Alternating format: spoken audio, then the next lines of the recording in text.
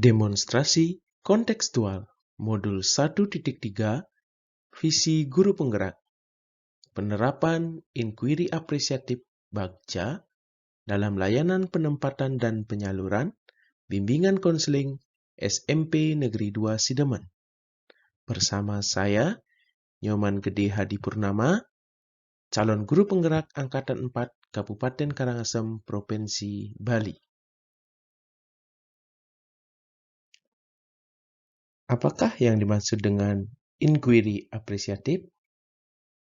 Inquiry apresiatif merupakan pendekatan manajemen perubahan berbasis kolaborasi dan pengukuran potensi, mengutamakan prinsip psikologi dan pendekatan positif, menggali potensi sebagai sumber keberhasilan, di mana inquiry apresiatif ini memandang individu memiliki inti positif untuk melakukan perubahan.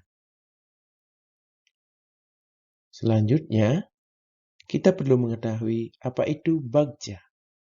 Secara implisit, dalam bahasa Sunda, bagja berarti bahagia. Bagja di sini merupakan singkatan dari tahapan penerapan manajemen perubahan, di mana urutannya sebagai berikut. Yang pertama, buat pertanyaan. Kemudian, ambil pelajaran, gali mimpi, jabarkan rencana, dan atur eksekusi. Visi murid impian yang saya canangkan sebagai calon guru penggerak adalah menghadirkan pendidikan yang merdeka dalam upaya pencapaian aktualisasi diri bagi peserta didik.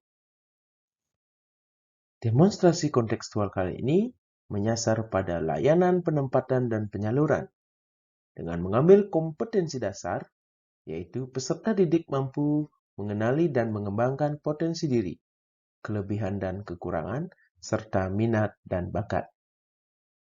Seperti yang kita ketahui bahwa pandemi telah mengharuskan kita untuk belajar tatap maya atau dalam jaringan, sehingga membatasi ruang gerak kita dalam melaksanakan layanan bimbingan konseling.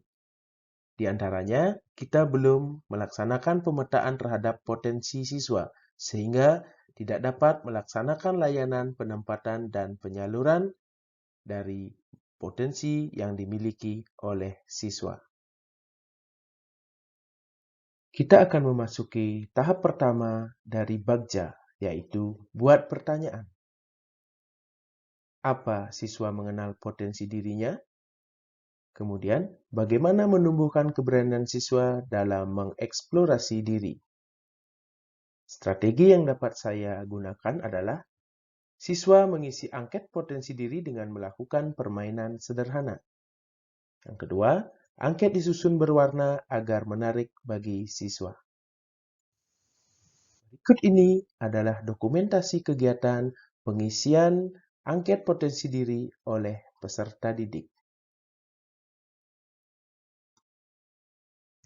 Selanjutnya, kita masuki tahap kedua dari bagja, yaitu ambil pelajaran. Di sini, saya merumuskan beberapa pertanyaan, di antaranya, apakah kontribusi dari kegiatan yang telah dilakukan? Dan apakah kegiatan berjalan dengan baik? Jawabannya, analisis data isian siswa dapat menjadi dasar pelaksanaan layanan penempatan dan penyaluran. Kemudian, kegiatan berjalan dengan baik, menyenangkan, dan siswa mengisi sesuai dengan dirinya sendiri. Pertanyaan selanjutnya, seperti apakah kebijakan sekolah yang mendukung? Yang pertama, sekolah memfasilitasi pengembangan minat dan bakat siswa melalui program ekstrakurikuler bagi siswa. Kemudian, sekolah memberikan kesempatan siswa untuk mengikuti berbagai lomba dan mengikuti program pembinaan. Pertanyaan selanjutnya, siapa yang terlibat dan apa peranannya dalam kegiatan ini? Di sini, saya memetakan dukungan dari berbagai pihak sebagai aset. Yang pertama, ada aset utama, yakni guru bimbingan konseling calon guru penggerak sebagai fasilitator, pembina pengembangan minat dan bakat, pelaksana program BK.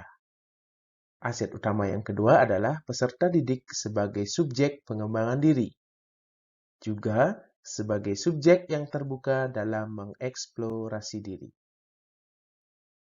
Adapun aset pendukung lainnya, yang pertama ada Kepala Satuan Pendidikan sebagai penanggung jawab operasional sekolah, fungsi supervisi bagi pelaksanaan kegiatan sekolah, dan sebagai pemberi kebijakan.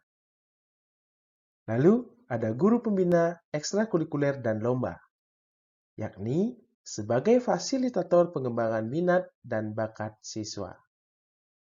Yang ketiga, ada sarana dan prasarana sekolah sebagai fasilitas dan media pengembangan siswa.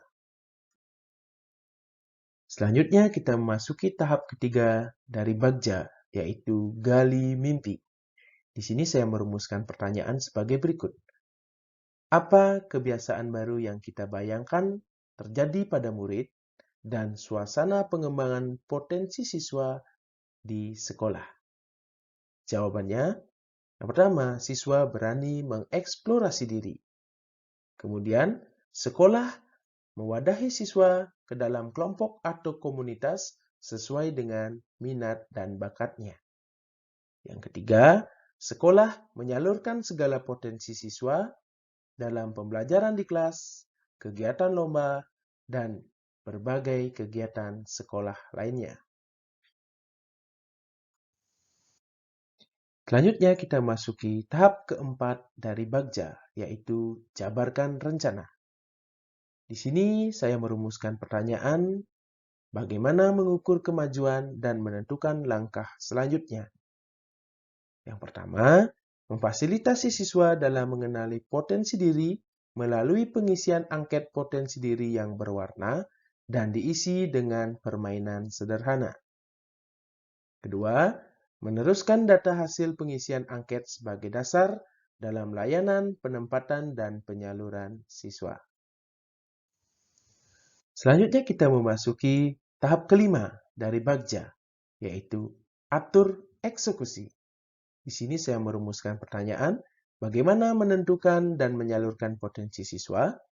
Jawabannya, selain berdasarkan data isian siswa, juga dilaksanakan tes terhadap bakat yang dimiliki oleh siswa untuk mengukur kemampuan yang dimiliki sehingga dapat dipetakan dalam pemberian pembinaan.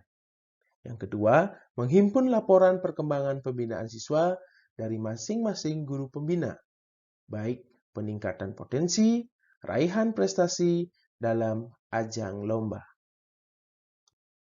Lalu, perubahan apa yang diinginkan? Versi lama mengukur potensi siswa melalui tes intelijensi dan tes kepribadian yang diisi berpacu dengan waktu karena jumlah soal yang banyak yang menyebabkan kecenderungan siswa bosan dan mengisi dengan cepat. Sehingga data yang didapat bisa jadi tidak valid. Kemudian versi baru adalah siswa mengisi angket yang disajikan menarik dan dalam permainan sederhana.